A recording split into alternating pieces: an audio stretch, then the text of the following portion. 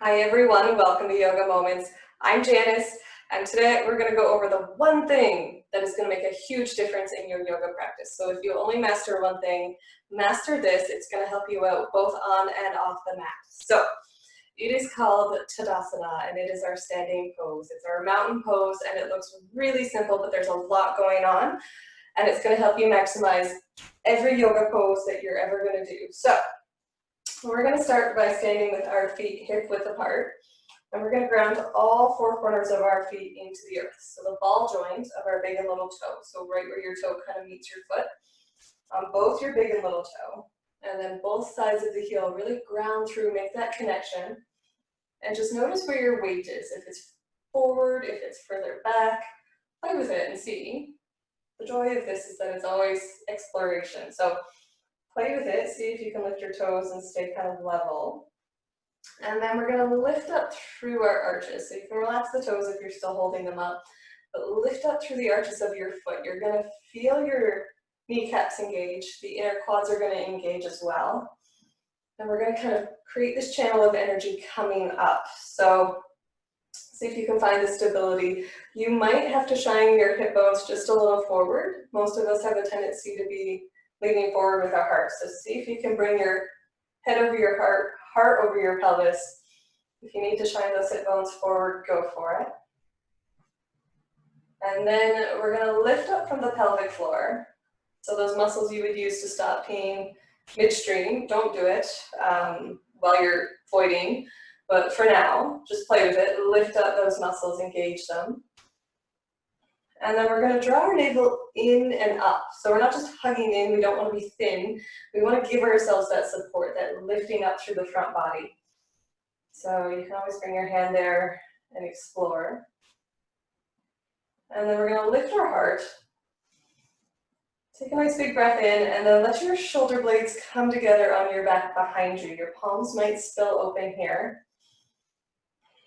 But you should find this grounding through your shoulder blades, down your back. And then let your tailbone be heavy. So it probably feels like everything is kind of hugging in, lifting up through the front body, grounding through the back body here. And if you stop trying, so take all your effort out of this pose right now, you should stay upright.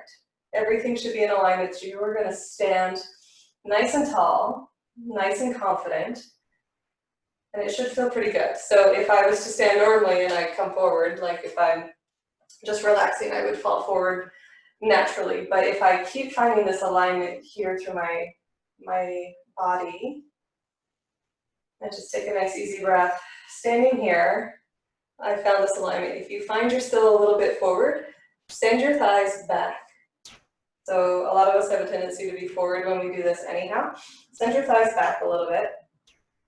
It'll help bring you into that alignment.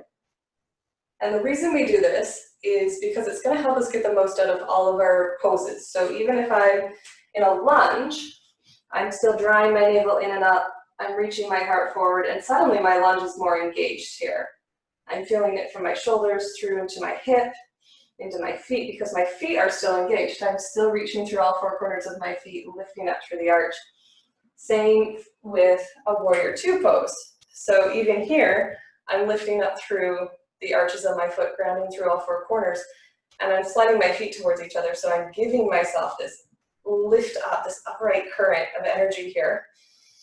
So the nice thing is as you do this on the mat, when you do it off the mat, suddenly you don't use your muscles to keep you upright. Your bones are supporting you, and you have more energy at the end of the day. It's true. I've seen it happen with lots of people, lots of students and lots of clients. So reach through your fingertips here and just play with it so you can relax your arches and then engage your arches, lift them up. Squeeze your shoulder blades in here, stack the shoulders over the hips, lift your heart, and let your tailbone be heavy. So now you're really engaged. Feels really, really good. You're going to get the most out of your practice. If you're trying this along with me, you can soften here. We're going to come onto our sit bones. So make your way into a seat. We're going to check out cobbler's pose here. So bring your feet together, and then you can bring your hands to your shins or to your ankles or to your feet, wherever feels good. But if you were to just lean forward, sure, I can come here whatever, I'm starting to feel the stretch here in my inner thighs. But if I find this nice long alignment before I do that, so I'm lifting up from the pelvic floor, I'm drawing the navel in and up, and I'm lifting my heart, relaxing my collarbones and my shoulders, and then I start to reach forward. Well, I'm engaged right here already. So it's finding that, and I'm engaged all the way down to my knees. Finding how to get the most out of our practice is so beneficial here. This is a good pose to tuck your chin and get that spine nice and long.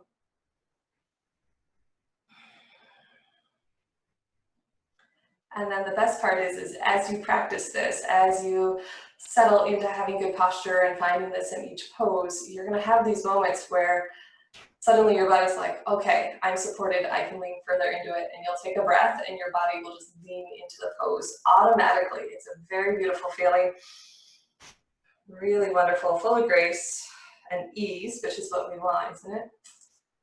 All right, we'll inhale to come up.